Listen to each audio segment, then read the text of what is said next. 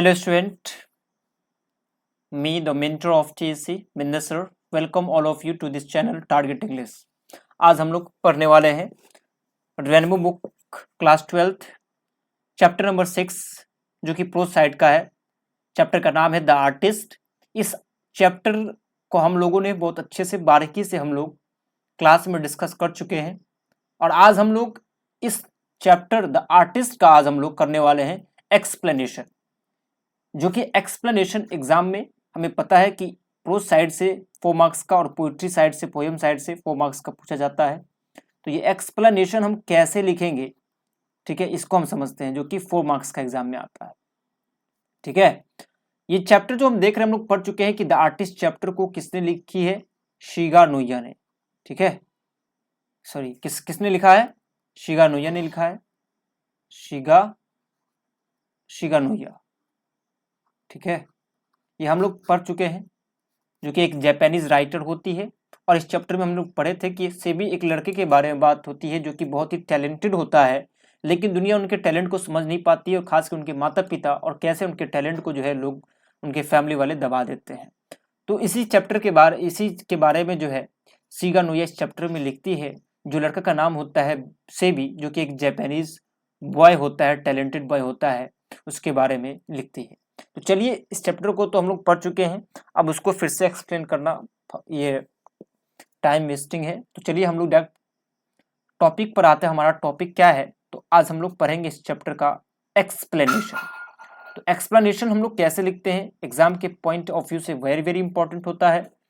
ठीक है, और अक्सर स्टूडेंट को इसमें बहुत ज़्यादा डिफिकल्टीज फेस करने पड़ते हैं। चलो ठीक है, हम लोग समझते हैं कि क्वेश्चन क्या है और उसको कैसे लिखेंगे। तो देखो क्या है, दिस शॉर्ट ऑफ, अभी लिखना नहीं है, अभी सिर्फ समझना है, बाद में इसको लिखकर इसको घर पे खुद से लिखने की कोशिश करना और याद करने की कोशिश करना है। This sort of things is the responsibility of the family, he said in a stern voice, it is the duty of your parents that such things do not happen. अब ये लाइन क्या है, इस लाइन का क्या मतलब है, ये लाइन कहाँ से लिया गया है, ये तभी पॉसिबल है जब आप चैप्टर्स को पढ़ेंगे। बिना चैप्टर्स को पढ़े हुए ये बताना मुश्किल हो जाएगा कि ये किस चैप्टर का लाइन है।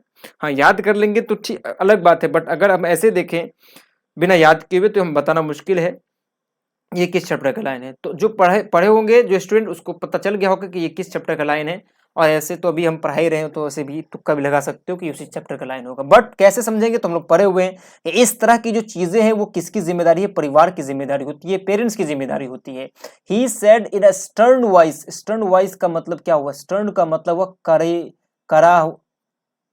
करा या कर्कश, मतलब एकदम करे आवाज में या एकदम कर्कश आवाज में जो है वो बोलते हैं। कौन बोलते हैं, टीचर बोलते हैं।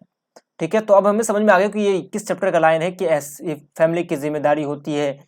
बहुत ही स्टर्न वाइज में बोलते हैं कि it is the duty of you parents that such things do not happen. ये आप माताओं पिताओं की जिम्मेदारी होती है कि ऐसी चीजें ना हो।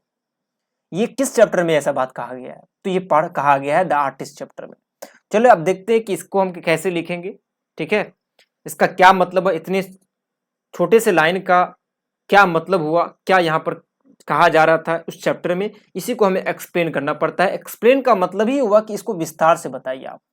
ठीक है, एक्सप्लेन का मतलब ही क्या हुआ, विस्तार से बताना। तो ये हमें विस्तार से बताना पड़ता है, विस्तार से बताना। ठीक है, कि इस इतने लाइन में क्या कहा जा रहा है, इस चैप्टर में क्या कहा गया है, यही हमें बताना पड़ता है। तो चलिए समझते हैं कि इस चैप्टर में जो है क्या कहा जा रहा है। देखो क्या है, तो the line the lines have been taken from the story the artist। ये जो लाइन हम देख रहे हैं, ये जो लाइन दिया गया है, ये लाइंस कहाँ से लिया गया है, आर्टिस्ट स्टोरी से लिया गया। हमें पता है कि जो द आर्टिस्ट हम लोग जो पढ़े थे, वो आर्टिस्ट क्या है, एक शॉर्ट स्टोरी है। ये हम लोग ऑब्जेक्टिव में भी पढ़ लिए हैं कि द आर्टिस्ट क्या है, तो एक शॉर्ट स्टोरी है जिसको शिगा नोया ने लिखा था। ठीक है, रिटेन बाय शिगा नोया, किसने लिखा था, शिगा नोया ने लिखा था।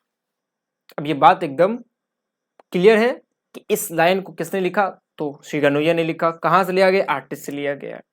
तो ये बात हमें लिखना पड़ेगा, सबसे पहले यही बताना पड़ेगा कि ये चैप्टर कहां से लिया गया है, उसके राइटर कौन है। तो हमने बता दिया बड़ा आसानी से कि the lines have been taken from the story the artist written by Shiga Naoya. ये बात तो हमें लिखना ही है। अब इस लाइन में कहा क्या जा रही है हमें समझना है क्या है, इट वॉज अनएक्सेप्टेबल, ये अस्वीकार्य था फॉर द टीचर, टीचर के लिए अस्वीकार्य था। जो चैप्टर पढ़े बहुत अच्छे से उसको समझ में आएगा कि ये टीचर के लिए इसको बर्दाश्त करना, इसको स्वीकार करना बहुत ही मुश्किल था। इट वॉज अनएक्सेप्टेबल, अस्वीकार्य था टीचर के लिए। क्या क्या अस्वीकार्य था? To see Seibei polishing gourd under his desk, कि सेबी अपने डेस्क के नीचे गॉड को पॉलिश कर रहा था।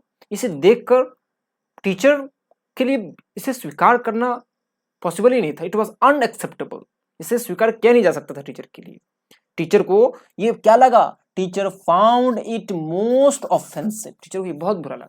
ये उनके लिए एक्सेप्टेबल था ही नहीं कि इस तरह के बच्चे को, only 12-year-old boy is engaged in such kind of वो, इट इज टोटली अनएक्सेप्टेबल। इसलिए टीचर को ये बहुत ही ऑफेंसिव लगा कि 12 साल का बच्चा डेस्क के नीचे पढ़ने के बजाय क्लास में टीचर पढ़ा रहे हो डेस्क के नीचे, उसको गॉड में इतना इंटरेस्ट है। इसलिए टीचर के लिए अनएक्सेप्टेबल था, इसको बहुत ही ऑफेंसिव लगा। ऑफेंसिव का मतलब क्या हुआ? अपमानजनक लगा। ऑफेंसिव का मतलब क्या हुआ? अपमानजनक। टीचर को यह बहुत ही अपमानजनक लगा, ठीक है। बिकॉज, क्यों? क्योंकि it took place in ethics class, क्योंकि ये हुआ कहां था? ये उस क्लास में हुआ था जिस क्लास में एथिक्स पढ़ाया जाता है, जिस क्लास में एथिक्स के टीचर थे, ठीक है। जिस एथिक्स का मतलब, एथिक्स जो सब्जेक्ट, इसमें क्या बताया जाता है? आचार विचार, है ना, नीति शास्त्र इसको कहते हैं, ठीक है। तो नीति शास्त्र की क्लास में ये हुआ था, नीति शास्त्र की क्लास में, नीति शास्त्र की क्लास में ऐसा हुआ था। इसलिए टीचर के लिए बर्दाश्त करना, ये स्वीकार करना मुश्किल था, ठीक है। टेक प्लेस से बना है टुक प्लेस, तो टेक प्लेस का मतलब क्या होता है? टेक्स प्लेस का मतलब होता है, एक मिनट रुक जाओ। टेक प्लेस, टेक प्लेस का मतलब होता है घटित होना, या होना कहो, घटित होना। तो ये टेक से बना टुक, ये हुआ था, कहां हुआ था? एथिक्स की क्लास में हुआ था। इसलिए टीचर के लिए ये बर्दाश्त करना बहुत ही, बर्दाश्त करने लायक नहीं था, अनएक्सेप्टेबल, अस्वीकार्य था, स्वीकार करने लायक नहीं था। ये बहुत ऑफेंसिव था टीचर के लिए। चलो आगे देखते हैं सेकंड पैराग्राफ में। समझना है कैसे हम बोलते हैं। अनएक्सेप्टेबल था किसके लिए? टीचर के लिए। For the teacher, it was unacceptable for the teacher. क्या अनएक्सेप्टेबल था? To see Seibei polishing gourd under his desk. समझना है कि क्या देखकर, किसको देखकर? सेबी को। क्या देखा? क्या करते हुए? पॉलिश करते हुए। कहा?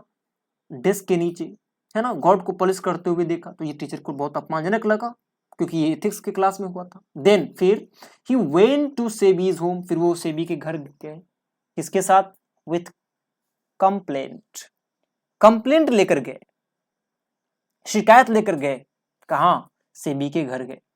फॉर्चुनेटली, संयोग से, भाग्यवश, his father was not at home.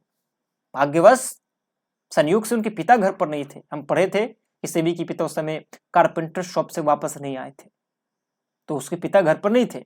सो इसीलिए the teacher vented his anger on his mother. इसलिए टीचर ने वेंट एंगर का मतलब होता है गुस्सा निकालना। टीचर ने अपना गुस्सा, अपना एंगर निकाला। वेंट, यहाँ पे वी ही है, यहाँ पे डब्ल्यू नहीं है, वी है। वेंट एंगर का मतलब गुस्सा निकालना होता है। इसलिए टीचर ने अपना गुस्सा निकाला किस पर? उनकी माँ पर निकाला। किनकी माँ पर? सेबी की माँ पर निकाला, क्योंकि सेबी के पिता तो घर पर थे नहीं।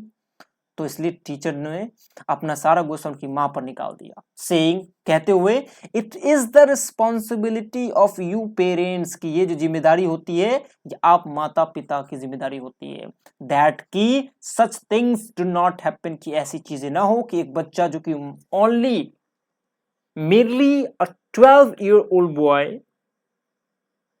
is engrossed in such work. This should not happen at all. This is the responsibility of you parents. इसलिए वो बात बताते हैं, अपना सारा गुस्सा उसको निकालते हैं कि एक 12 साल का मात्र बच्चा इस तरह के कार्य में लगा हुआ है। उनको पढ़ाई के अलावा उनको गॉड्स कलेक्ट करने में, गॉड्स पॉलिश करने में उनको इतना इंटरेस्ट जाके, ये कैसे? How is it possible? माता पिता का ये काम होता है कि बच्चे को इस चीज से रोके, उनको समझाए। फाइनली, और अंत में पूरे बात को अपने पूरे रिटॉरिक से मतलब अपने पूरे जितना भी उनके तो गुस्सा तो सारे गुस्सा को निकाला और अंत में finally he stamped angrily out of the house. और स्टैम्प्ड का मतलब होता है पैर पटकना, ठीक है, पैर पटकना। और पैर पटकते हुए, गुस्से से पैर पटकते हुए वो कहां चले गए? घर से बाहर चले गए। तो ये इस लाइन का मतलब था कि इस लाइन में क्या कहा जा रहा था, और उस लाइन में, उस लाइन से आगे और उस लाइन मेन बात क्या कहा गया था, तो ये बात कहा गया था कि टीचर ने वो कंप्लेंट लेकर उसके घर पे गए और उनकी माँ को सारा जो है शिकायत सुनाए, उन पर गुस्सा हुए क्योंकि उनके पिता घर पर नहीं थे। His father was not at home. So the teacher vented his anger on his mother, saying that it is the responsibility of you parents that such things did not happen. Finally, वो घर से बाहर चला गया। Finally, he left the house angrily. तो ये यही था इस लाइन का मतलब। Hope that you may have understood it well. और इसको before I upload next video from this chapter, you have to remember it, you have to practice it, how to write, and then you will see the next video. Till then, wait for that video.